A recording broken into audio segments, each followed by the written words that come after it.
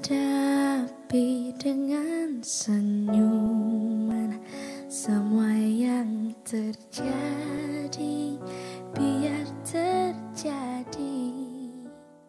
Ketika Tuhan sudah berkehendak, tak ada yang bisa merubahnya. Dengan tenang jiwa, semua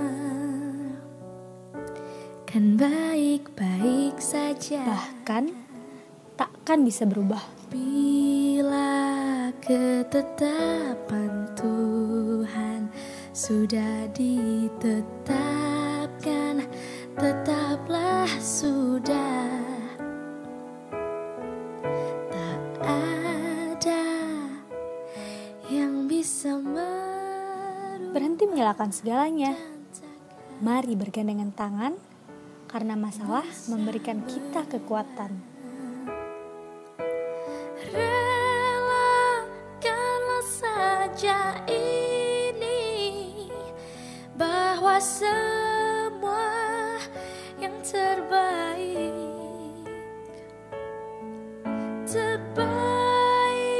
untuk kita semua. Menyerahlah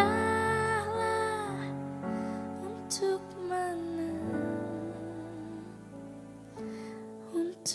Jadi, hadapilah dengan keikhlasan dan tersenyumlah Indonesiaku.